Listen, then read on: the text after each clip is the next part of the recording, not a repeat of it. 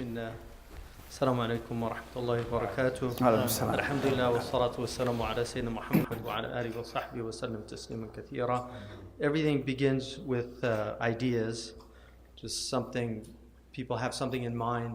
This once was something other than it is now, but somebody had an idea to build a place of worship. It was a Christian place, a house of worship, and then it became a Muslim college. That was also in the minds of some of the Muslims in the area, Imam Zaid, Dr. Hatem, myself. So things begin with ideas, and ideas are very intriguing because they're the contents of our mind, and yet at the same time, very often we really fail to examine the contents of our mind. And that's why we chose to begin the first journal with the topic of metaphysics, which is really about examining assumptions. The Islamic civilization was a civilization, it was a qualitative civilization and a quantitative civilization. It was a civilization of ideas in the mind, but it was also a civilization that produced many things in the real world and impacted the real world. And it had two foundational sciences. One of them was grammar. It was a civilization that was obsessed with grammar, and arguably the Muslims probably did more to promote grammar than any other civilization in human history. And we have much debt to the Islamic civilization in terms of language. Even the Jewish tradition, which based their lexicons on the Muslim lexicons, because the Muslims were really the first people to produce serious dictionaries. And we owe a great debt to the Persians for their incredible analysis of the Arabic language, the deconstructing, and then the putting together again of the Arabic language. But grammar was everything to the Muslims because they took language incredibly seriously, and they also wanted to understand revelation. They wanted to know what are all the possibilities of these sentences in the Quran. There's so many possibilities. I'll just give you one example. The Quran says not to debate with the people of the book except in the most beautiful way. إِلَّا الَّذِينَ ظَلَمُوا مِنْهُمْ. It says illa. Illa in Arabic is usually used as an exception, except for. But some of our scholars argued in this case, illa here is actually a conjunction meaning and also. But it was done with the illa to point out that it's actually difficult to do that. So there's just an example. And then there are many examples from Arabic poetry where illa is used as a wow al-ataf. It's used as the conjunction and also. That's just one example. But when you get into tafsir, what you see is that our scholars were just trying their best to see and exhaust all the possibilities in every verse in the Quran and in every hadith or statement of the Prophet ﷺ. And the way to do that in their understanding was first and foremost through grammar. And that's why they were obsessed. But the second great obsession of the Muslims was geometry. And this is why everywhere you go in the Muslim world, you will see geometric patterns everywhere. You'll see them in their tessellations, you'll see them in their mosaics, you'll see them in all of the mosques, the great mosques that the Muslims built. Even the great mosques of Turkey, which were designed after the Christian churches. You will see all of this geometry. Euclid was studied obsessively by our scholars. Euclid is reintroduced into European civilization through the great Arabic commentaries on Euclid. The Muslims were literally obsessed with the book of the 13 books of Euclid. Qadi Abu Bakr ibn al-Arabi said that in his Rihla, he said, by the age of 15, I had mastered the 13 books of Euclid, and I was capable of working out star positions with an astrolabe at 15. So you can imagine what kind of civilization that was when the 15-year-olds had done. In our high schools, we study 3 of the 13 books in what's called high school geometry. But one of the things about Euclid and why he's so important, and Euclid is arguably one of the most influential human beings that ever lived. His book had a massive impact on Western and Muslim civilization. But one of the reasons why Euclid's so important is because Euclid is a metaphysician. Euclid, you cannot do those theorems without going to the assumptions. Euclid gives you at the very outset of his book, and then the chapters that need further elucidation, he gives you the axioms, the assumptions, the common notions, and he lets you know that these are things that cannot be proved. These are the first principles. And so what metaphysics is it's going to the first principles. And this is why Muslims always began their sciences with the 10 mabadi, the starting places of their sciences, to let you know a definition. We have now, right next door, a graduating class from Berkeley that are getting BAs. A lot of them are getting BAs, Bachelor of Arts. If you ask them what that BA, what are the arts that you are now a bachelor in? Most of them really, I don't think, could answer that question. Because the BA, we inherited the BA from an ancient tradition, which is the tradition of the liberal arts, these sciences that are supposed to free us from the fetters of our faulty thinking. But now it really doesn't have any meaning. And a lot of our students now are given incredible assumptions from their teachers, but they're never taught what are the metaphysical foundations of the civilization. They're never taught about those first principles of the civilization. And just to give you a few very quickly, one of them is that anything that can't be proved empirically or is not true by definition, what they call an analytic proposition, anything other than those two, either empirically provable or something that's true by definition, what they call the verification principle, is gibberish. From gibberish is actually from Jabir, because Jabir ibn Hayyan, his books on chemistry were translated into Latin. They were so difficult to understand, the Latins called them, the medievals called them gibberish. So that's, but literally, metaphysics, theology is now seen as meaningless. If you say there is no God but God, many people in the humanities and philosophy departments today will say that's a meaningless statement. That's an assumption of the civilization. Another foundational assumption that people don't really think about is that science. Do we call, for instance, is Isaac Newton a scientist?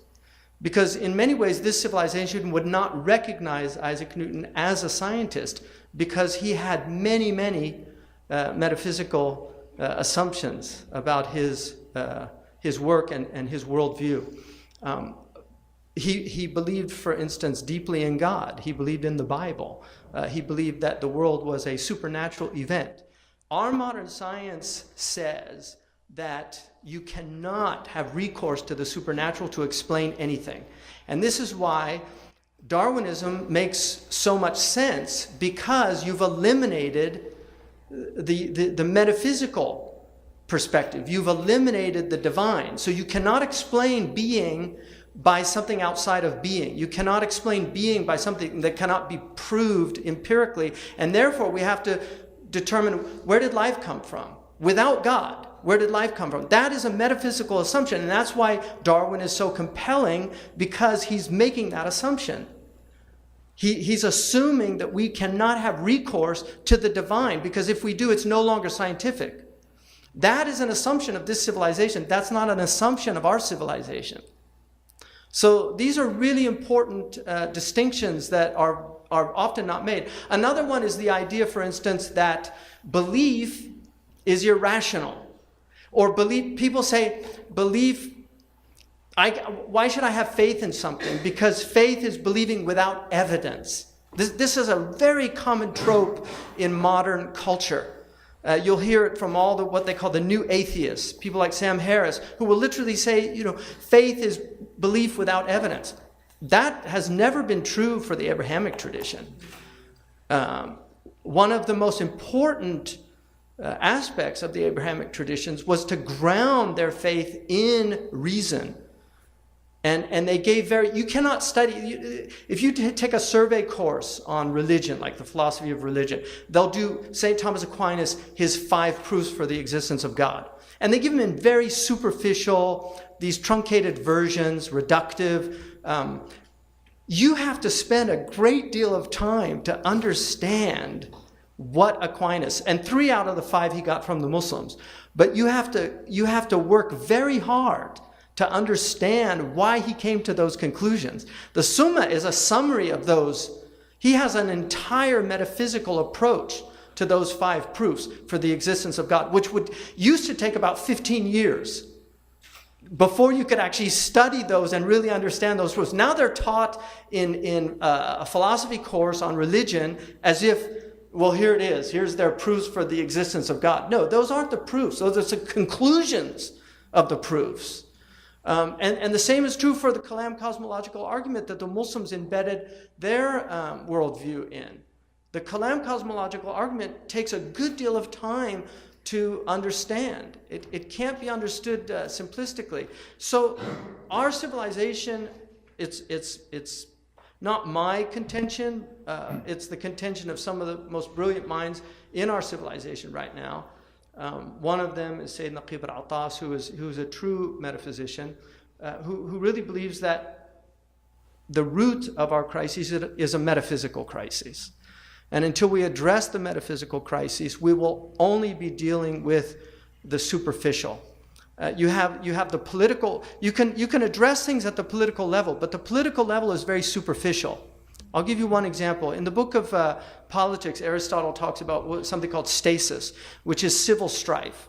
And he has theories for stasis, why civil strife emerges. He gives the efficient cause, the material cause. He gives the final cause. He doesn't deal with the formal cause of stasis. And the formal cause in Aristotle's approach, his metaphysical approach to understanding things, is always the most important cause. To understand what a thing is. Like, what is civil strife? What is it? But it's something that can be understood. You can understand why it happens. And his argument is that you should do all you can to prevent it before it happens. Because if you don't, it's much more difficult to remedy. One example, the Founding Fathers understood that slavery was wrong. They were very aware of the problem of slavery. It wasn't like they didn't know that it was a problem. But because of the economic imperatives they had, they chose not to address the issue. They kicked the ball down the field. They knew that it was going to be addressed. They knew. But they just kicked it down the field. We'll let other people deal with this. And some of the Founding Fathers considered this a grave mistake, like Benjamin Rush. Then the Civil War happens. So now the problem, because it wasn't remedied at the outset, it's a full-blown crisis. We're still dealing today, 150 years later, with what happened over 200 years ago, and then what happened 150 years ago with the Civil War. We're still dealing with the consequences because the root problem was never addressed. The root problem was never addressed. The Syrian Civil War. How did it come about? There are reasons. It can be understood. But they will be dealing with the Syrian Civil War for decades, if not for a century or more. These things don't go away. They're profoundly painful. So we're in a crisis. Just one of the things that we tried to highlight in this was the importance of the centrality. But I just want to... people know who Chertoff is?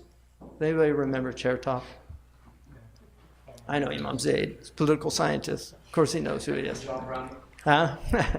Did anybody know who Chertoff is, other than Imam Zaid? Remember Chertoff? Who was he? He's the guy that brought in all that Israeli technology into the airports, right? He was the head of Homeland Security, right? Wasn't he? Yeah. Well, his father was Gershon Chertoff, who did his PhD on Imam al-Ghazali. But in it he says, Ghazali's influence began to be felt in the middle of the 12th century. He did not become an authority for the Jews until much later. During the great controversy about the acceptability and the authority of philosophy, all through the 13th and part of the 14th century, none of the contending parties made use of al-Ghazali's name or any of his treatises, even though his ethical work had already been translated during the early period of the struggle. The important works of al-Ghazali were subsequently translated into Hebrew and played an important role in the Jewish literature of the Middle Ages. We shall limit ourselves, however, mainly to the translation of the Maqasid. The Maqasid served for the Jews as a textbook of the peripatetic philosophy, according to the version of Ibn Sina. And al-Ghazali, whatever his own attitude in writing the Maqasid, came to be regarded by the Jews, by the virtue of it, as the chief popularizer of philosophy in the Jewish community. Right? So this is a Jew. This is a Jewish man who got his PhD from Columbia University on Ghazali's influence on the Jewish community based on his philosophy. Ghazali wrote the Maqasid. It's basically based on one of the books of Ibn Sina. He took a book of Ibn Sina and he basically wrote Philosophy for Dummies. Literally, if it was published today, it would be called Philosophy for Dummies. And the scholars actually censured Imam al-Ghazali for doing it because they said he made philosophy accessible to a much larger audience, because Ibn Sina is very abstruse, he's difficult to understand, whereas Ghazali was very clear in his exposition. And so they argued that he's done a grave disservice by writing this book. But what al-Ghazali did, he wrote Maqasid al-Falasifa, which is the aims or the intentions of the philosophers, and he was neutral. He just presented peripatetic philosophy, this is what they say, and all the peripatetics looked at it and said, you've done a marvelous job. Once they said that, okay, in other words, I understand your philosophy. Absolutely, it's a remarkable work of incredible clarity. You've made very difficult thought easy to understand. Then he wrote Tahafut al-Falasifa, the incoherence of the philosophers. Now we have imams that have no training in microbiology and they write books on why evolution is not true. Right? Write a book on evolutionary biology that's recognized by evolutionary, and then follow that up with why you don't think. This is part of the problem with our civilization. It's become a very simplistic civilization. Its approach to problems is very simplistic. And this is not to say that everybody should become a metaphysician. On the contrary, there's not a lot of people that can actually do the work. It's difficult work. But if you don't have those people, then you have a major problem because you lose the intellectual defenders of your faith. You lose the intellectual defender. And then the defense becomes either fanaticism or, even worse, violence, because fanaticism often leads to violence. When you have defenders of the faith, intellectuals, the other thing that you lose is you lose the intelligent members of your community because they have questions and they don't find answers for those questions. The world is a very troubling place, and if you don't think so, I don't know what planet you're on. But the world is a very troubling place. And to try to understand what the world is, what our place in the world is, to try to understand these things is very difficult. And for some people that are blessed with pure faith, a very simple faith, what Imam al-Razi called Imam al-Ajaiz, the faith of old women. You know, there's a famous story where he was walking with a lot of his students, dozens of them, and an old woman asked one of the students who was the man, and she, don't you know that's Fakhruddin al-Razi? He has 70 proofs for the existence of God. And she said, why would he need 70 proofs? He must have 70 doubts. And when Razi heard that, he said, you should have the faith of old women. You know, that's real faith. And so it's very beautiful, the faith of old women. That's a beautiful faith. You know, we called them, I grew up in the Orthodox Church, the yayas. You know, they were always in the black. And they were always the first ones at church, the last ones to leave. The men usually sat outside smoking cigarettes, waiting for the mass to get over. But those women, and they've kept Islam alive. You know, people like Sayyid Mubin's mother in our region, who's taught so many children the Fatiha. You know, these women that have this incredible, remarkable faith, a deeply rooted faith. But that faith, believe it or not, can easily be lost. Not with that generation, but with the generation that comes from that generation. Because that generation was a generation that grew up in a different time. And so we're losing those people. And that's why it's so important, because when we lose our intellectual foundations, then unfortunately the devotional foundations often follow. And finally, in conclusion, this book was really, it's called Aqidah Nasafiyya. This book was the book that was studied in the later Muslim colleges, and usually with a commentary by Sa'duddin al-Taftazani, one of the great intellectual giants of our tradition. And to give myself and the students some hope, he was actually considered very, very stupid when he was in the madrasa. And he had just an opening and suddenly became extraordinarily brilliant. And they attributed it to his sincerity. But and that's why we don't really believe in IQ tests, and we don't believe in, even now we know that these things are plastic, that the brain's plastic. We believe in Al-Fattah. This is one of the names of God, is the opener. So God can give you openings. He can open your heart. You know, literally a flowering of the heart can happen. People can have intellectual awakenings, just like they have sexual awakenings, emotional awakenings. They can have intellectual awakenings. They can have spiritual awakenings. And in our tradition, an intellectual awakening is a spiritual awakening, because intellect and spirit are not separate. That the mind itself is immaterial. The mind is a spiritual phenomenon. That's why really what's happening right now is a spiritual experience. It's just we're veiled to it. But consciousness itself is a spirit. People always say, you know, I want to have a spiritual experience. You are having a spiritual experience. It's called being conscious. What you have to do is wake up to it. And that's why you're already there. You just have to realize that you're already there. But this book, which is a truncated summary of a vast metaphysical tradition. And at the later period, they were no longer studying that tradition. They were studying the fruits of that tradition. And that's why so many of our scholars that have studied don't really grasp the underlying foundations of this, because they did not get the tools to do that. And it's one of the major problems. And everything comes out of that. In other words, the metaphysical foundation of your tradition is going to inform your ethics, your economics, and your politics. Muslims never produced a Machiavelli. All of our political literature is ethical. We never produced a Machiavelli. Muslims no longer have serious ethical philosophers, and so we're in crises there, which is why you can have scholars defending suicide bombing, because they don't understand the implications of what suicide bombing actually means, right? What it means ethically, morally. The idea of opening the door of suicide, one of the gravest sins, a sin against the gift of life. Opening up the door of suicide to depressed people, to people that just want to check out of the planet. There's a lot of them around. Some of them, the only thing that's keeping them here is their faith. So you open up the door within the faith, and suddenly, who wants to hang around here? Right? Anyway, we're happy to see Dr. Mahan back in the corridors, and thank Sister Marianne Farina, who's been such an incredible support. I truly believe that for us as a Muslim community, if we're going to have a future in this country, it has to be with a serious alliance with the other religious communities in this country, which includes the Catholic community. It's probably the closest community to us in terms of just tradition and a lot of our values.